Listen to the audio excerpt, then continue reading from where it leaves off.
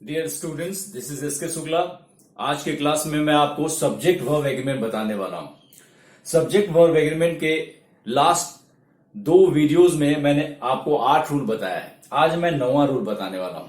आपको याद होगा 8वां रूल मैंने वन ऑफ प्लस नाउन वाला बताया था। उसमें मैंने बताया था कि वन ऑफ के बाद आने वाला नाउन तो प्लूरल होता है, लेकिन वर्ब जो लगाएंगे ये वर्ब जो होगा वो सिंगुलर होगा और पर्सनल प्रोनाउन जो होगा वो भी सिंगुलर होगा। ऐसा क्यों होगा? क्योंकि बहुत सारे व्यक्तियों और वस्तुओं में सिर्फ एक ही बात हो रही है, इसलिए सिंगुलर वर्ब लगेगा। आज का रूल मैं इसी में थोड़ा सा चेंज करके बना रहा हूं। अगर इस प्लूरल नाउन के बाद इमीडिएटली बाद अगर रिलेटिव प्रोनाउन आ जाए, if relative pronoun comes immediately after this noun, what will happen? The grammatical function will change. और रिलेटिव प्रोनाउन के बाद आने वाला ये जो वर्ब होगा, ये वर्ब सिंगुलर नहीं रह जाएगा, ये वर्ब प्लूरल हो जाएगा और ये पर्सनल प्रोनाउन जो होगा ये भी आपका प्लूरल होगा। अब ऐसा क्यों होगा? क्योंकि हमारा ग्रामर का रूल ये कहता है कि रिलेटिव प्रोनाउन के तुरंत बाद आने वाला वर्ब रिलेटिव प्रोनाउन के पहले लगने वाले नाउन के हिसाब से यानी एंटीसीडेंट के हिसाब से होगा। इसलिए एंटीसीडेंट ये हमेशा प्लूरल होता है, इसलिए वर्ब प्लूरल लगेगा। और सिर्फ वर्ब ही नहीं, अगर पर्सनल प्रोनाउन का इस्तेमाल करना होगा तो ये पर्सनल प्रोनाउन भी आपका प्लूरल होगा। तो आज का आपका रूल यही है कि वन ऑफ के बाद आने वाला नाउन प्लूरल होगा और रिलेटिव प्रोनाउन अगर लग जाए तो उसके बाद आने वाला वर्ब भी प्लूरल होगा और पर्सनल प्रोनाउन पॉसेसिव केस का ये भी प्लूरल होगा। Let's see the example.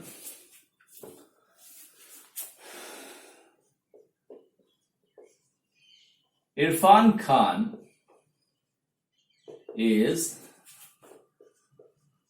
one of the actors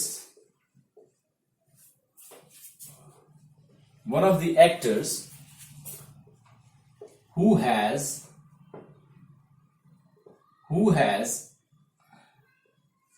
given his everything to Bollywood. तो यहां पे इरफान खान इज नो मोर, वो जिंदा नहीं है, पर उनकी चर्चा कर रहे हैं और उसके बॉलीवुड पे इंपैक्ट जो है अभी भी है, इसलिए प्रेजेंट टेंस का मैंने यहां पे इस्तेमाल किया है। तो इस सेंटेंस को देखिए, Irfan Khan is one of the actors. तो वन ऑफ के बाद आने वाला नाउन ये कैसा होना चाहिए? प्लूरल। अब यहां पे रिलेटिव प्रोनाउन हु लगा है, तो हमारा ग्रामर का रूल ये कहता है कि रिलेटिव प्रोनाउन के बाद लगने वाला वर्ब जो होगा एंटीसीडेंट के हिसाब से होगा। तो एंटीसीडेंट यहां पे एक्टर्स है, इसलिए हैज को काट के हम हैव यूज कर देंगे। इस सेंटेंस में आगे एक और मिस्टेक है, who have given his everything to Bollywood. यहां पे पर्सनल प्रोनाउन पॉसेसिव केस का लगा है, इसलिए हिज को काट के हम देयर कर देंगे। तो यहां आपके दिमाग में ये बात आ रहा होगा कि चर्चा तो सिर्फ इरफान खान की हो रही है, तो यहां वर्ब प्लूरल और यहां पे पॉसेसिव केस प्लूरल कैसे लग गया? लेकिन ऐसी बात नहीं है। यहां पे बात ऐसी हो रही है उन सारे एक्टर्स की, उन बहुत सारे एक्टर्स की बात हो रही है जिन्होंने बॉलीवुड को अपना सब कुछ दे दिया है। और सेंटेंस क्या कह रहा है कि इन बहुत सारे एक्टर्स में से इरफान खान एक ऐसा एक्टर है। सो sentence, if you see this diagram, you can understand this sentence. Irfan Khan is one of the various actors who have. तो बहुत सारे एक्टर्स हैं इसलिए यहां पे have लगा है, और बहुत सारे एक्टर्स हैं इसलिए यहां पे possessive pronoun भी plural लगा है। I hope it is clear to you. Let's move to the next rule, 10th rule. 10th rule भी जो है one of से ही related है। Let's see. यहां पे थोड़ा सा डाइवर्जन होगा 9वें रूल से। जरा 10वें रूल को देखें। Let's see the 10th rule. अगर वाक्य में वन ऑफ की जगह ओनली वन ऑफ लग जाए, ओनली वन ऑफ, और उसके बाद नाउन प्लूरल आए, नाउन तो प्लूरल आएगा ही, नाउन के अलावा प्रोनाउन भी आ सकता है। ऐसा नहीं है कि हमेशा नाउन ही आएगा, नाउन इक्विवेलेंट भी आ सकता है, प्रोनाउन भी आ सकता है, लेकिन मैं नाउन को यहां पे एक मास्टर वर्ड है इसलिए नाउन को मैं यहां लिख रहा हूं। Only one of plus noun plus plural plus relative pronoun,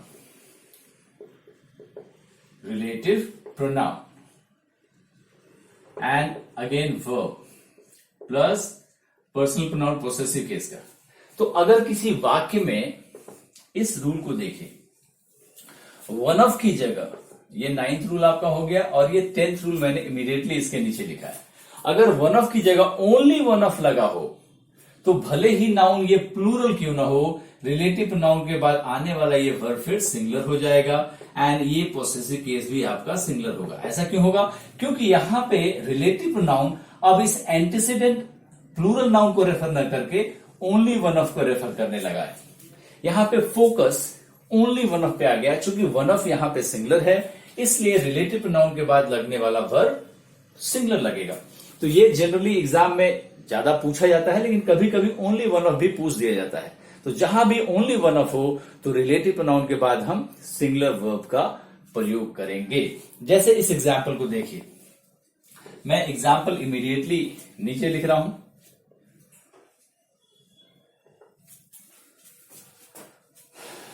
अगर मैं लिखूं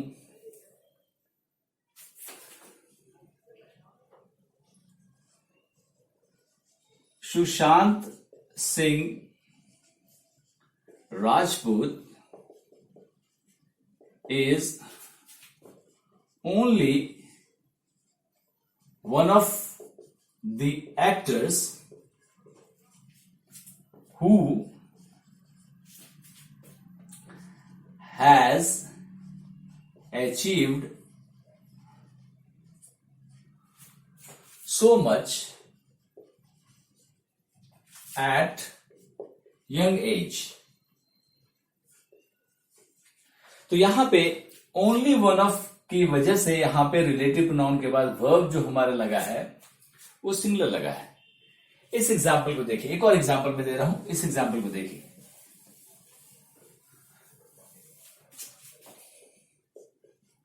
Ram is the only student,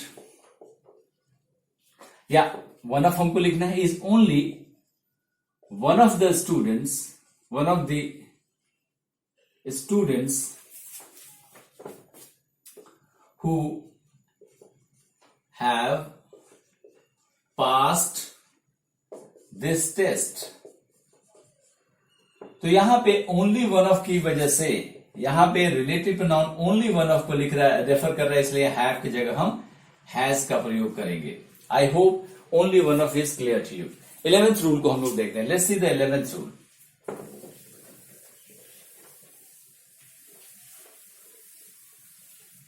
11वें rule को हम लोग देखेंगे।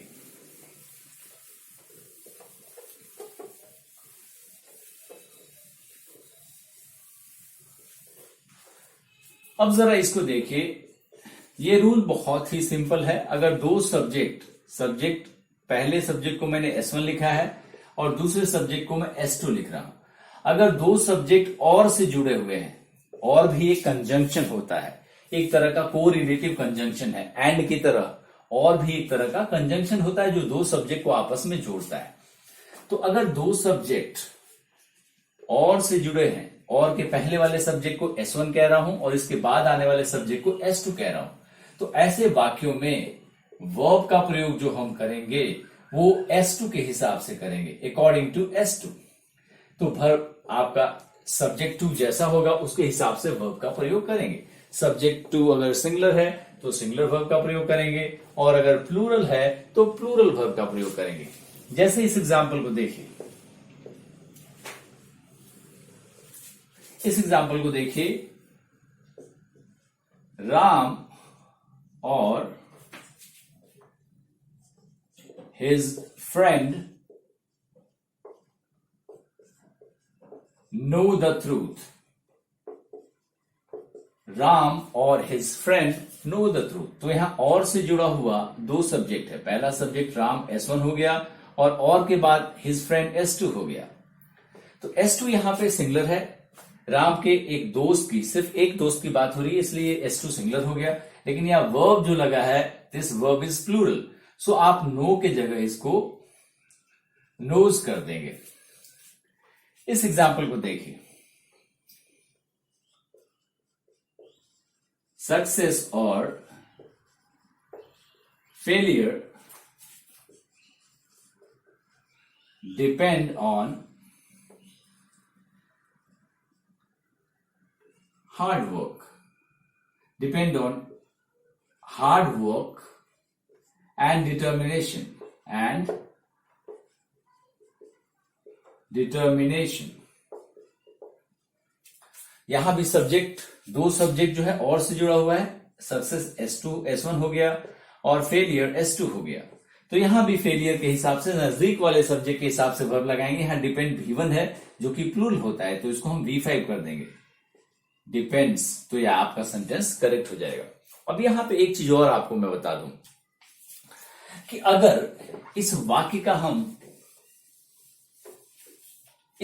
का ऐसे वाक्य का इंट्रोगेटिव बना दें, तो उस केस में आपका स्ट्रक्चर ऐसा हो जाएगा, सब्जेक्ट 1 प्लस और प्लस सब्जेक्ट 2, और इसमें ऑक्सिलरी वर्ब जो होगा वो सब्जेक्ट के पहले लग जाएगा। उस केस में जब इसी सेंटेंस को हम इंट्रोगेटिव बना देंगे, तो उस केस में हम वर्ब का प्रयोग, इस ऑक्सिलरी वर्ब का प्रयोग S1 के हिसाब से करने लगेंगे। यहां पे वर्ब S2 के हिसाब से नहीं किया जाएगा। जैसे इस एग्जांपल को देखिए, अगर मैं कहूं, एक सेंटेंस देखिए, पहले मैं इस पे बना दे रहा हूं, फिर उसका मैं इंट्रोगेटिव बनाऊंगा। महेश एंड, या और है यहां पे तो मैं और लिखूं, और his brothers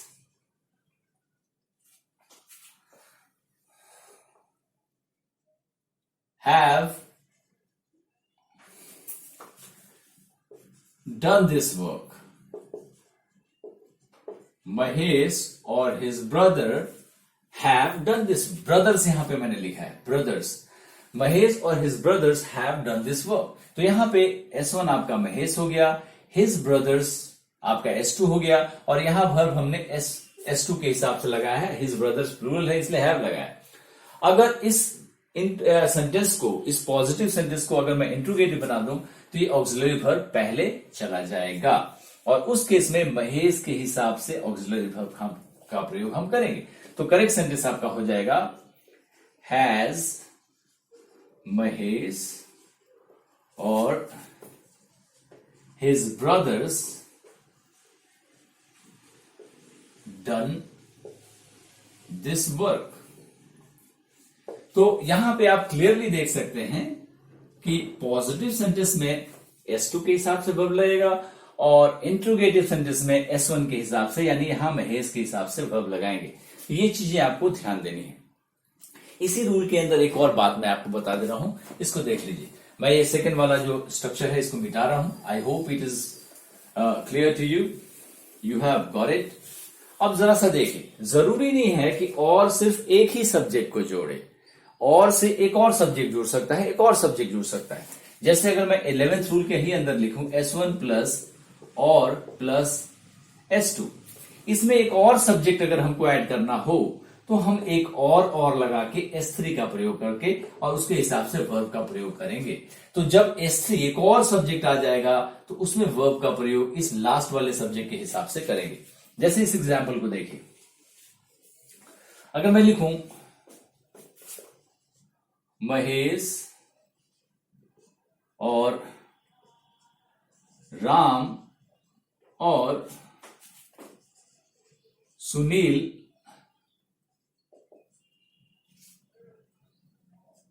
have to do it.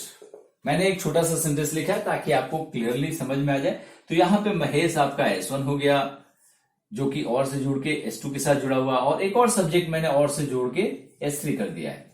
तो यहां वर्ब हम लास्ट वाले सब्जेक्ट सुनील के हिसाब से लगाएंगे। यहां हैव को काट के हम हैज कर देंगे।